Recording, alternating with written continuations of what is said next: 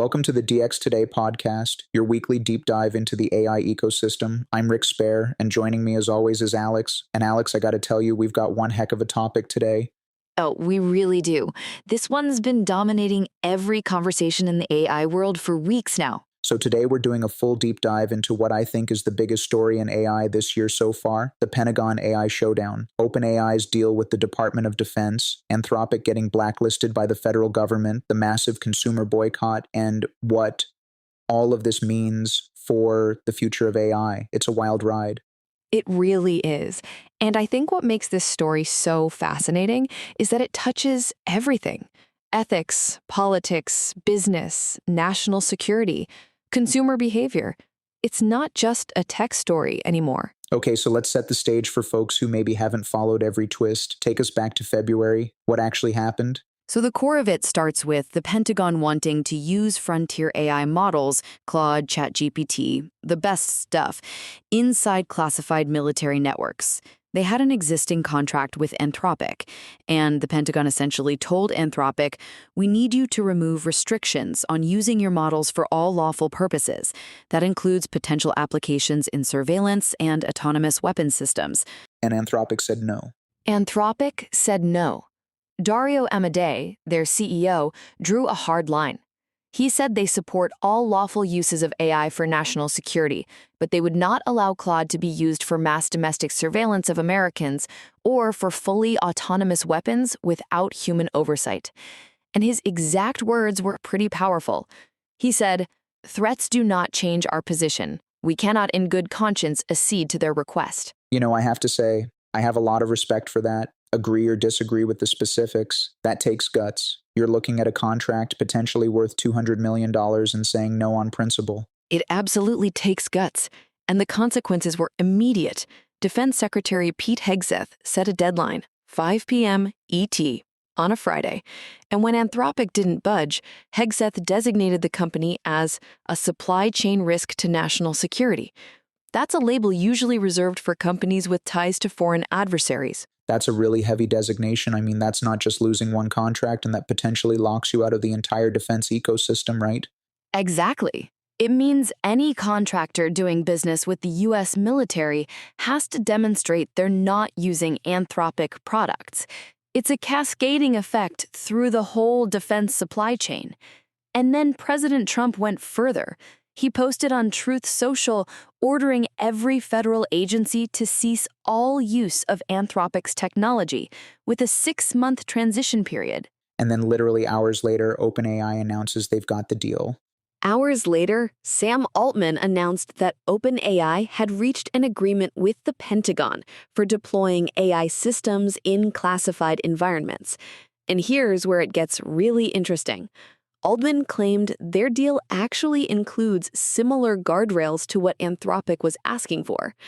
He said their two most important safety principles are prohibitions on mass domestic surveillance and human responsibility for the use of force, including autonomous weapon systems. And he said the Pentagon agreed to those terms. Okay, so hold on. That's the part that confuses a lot of people, right? If OpenAI got essentially the same guardrails that Anthropic was asking for, why couldn't Anthropic get the same deal? What's the actual difference here? That's the million-dollar question, or I guess the $200 million question. And honestly, the details are murky. OpenAI published a detailed blog post about their agreement. They highlight cloud-only deployment, meaning the models stay in controlled environments, not at the edge. They keep their safety stack running the way they designed it, and they'll have cleared OpenAI personnel monitoring how models are used.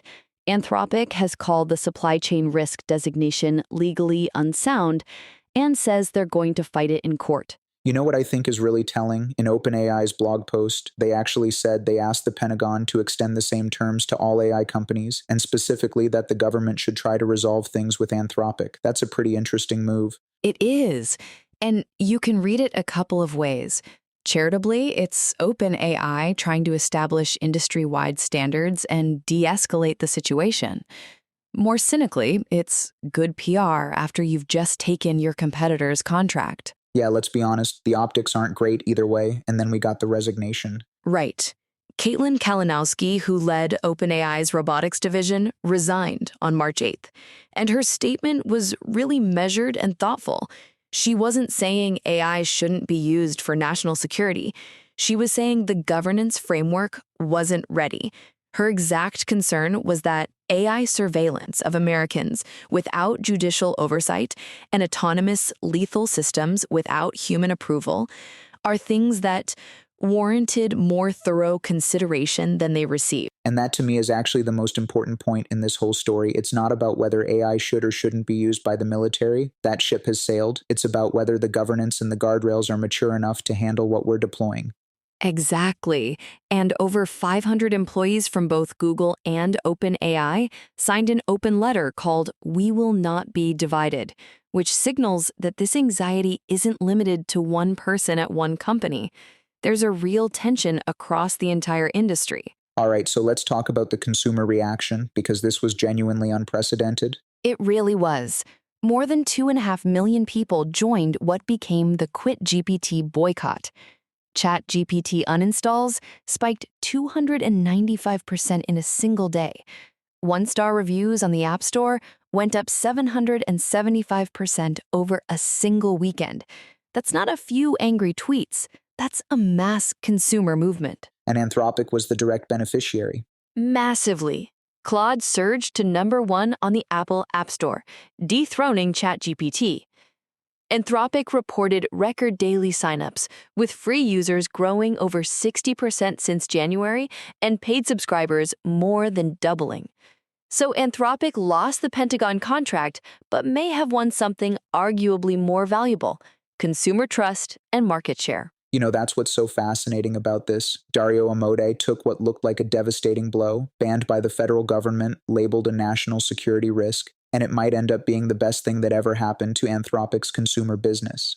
The market rewarded the principled stand. And that's a really important signal for the industry. It suggests that in the AI market, trust is becoming a competitive advantage. When consumers have a choice between functionally similar products, they'll choose the one they trust more. And right now, Anthropic has positioned itself as the safe choice. Let me play devil's advocate for a second, though. There's a national security argument here that deserves consideration. If China and Russia are deploying AI with zero ethical guardrails in military contexts, can the US afford to have its best AI companies refusing to work with the Pentagon? That's the tension. And it's a legitimate one. The counter-argument is that working with the Pentagon isn't the issue. Anthropic wasn't refusing to work with the military entirely.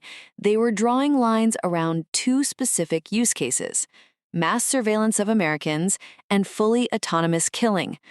And Anthropic pointed out that these exceptions hadn't actually affected a single government mission to date. Right, so the debate isn't really about whether AI should help national security. It's about where the bright lines are and who gets to draw them: the companies, the government, or the public.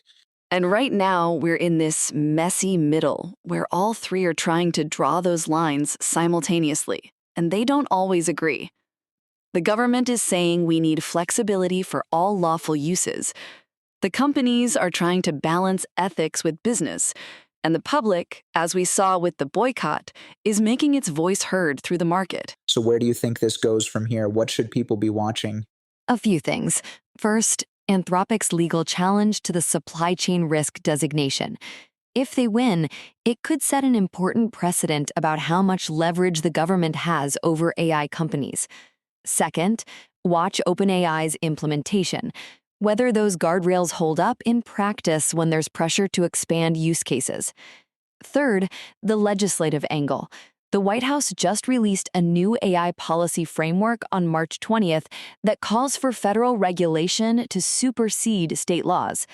That could reshape the whole regulatory landscape. And I'd add, watch the talent. Kalinowski's resignation might be the first, but it probably won't be the last. If top engineers start voting with their feet over military contracts, that becomes a real competitive factor in attracting talent.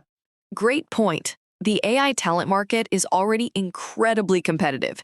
If working on military AI becomes a recruiting liability, that changes the calculus for companies, regardless of the contract value. Alex, I think the biggest takeaway from all of this is that AI has crossed a threshold. It's no longer just a technology story. It's a governance story. It's a geopolitics story. It's a consumer trust story. And the decisions being made right now by Altman, by Amodei, by Hegseth, by the millions of people who chose to uninstall ChatGPT, those decisions are going to shape how AI develops for the next decade. I completely agree. And I think the fact that consumers showed they're willing to act, not just complain on social media, but actually switch products, that changes the power dynamics in a real way. Companies can't just optimize for government contracts and ignore public sentiment anymore. This has been a great conversation, definitely one of the most consequential stories we've covered. Thanks for diving deep on this one with me, Alex. Absolutely. This is the kind of story that deserves the full deep dive, and I think we'll be following it for a long time to come. That's all for today's episode of the DX Today podcast. Thanks for listening, and we'll see you next time.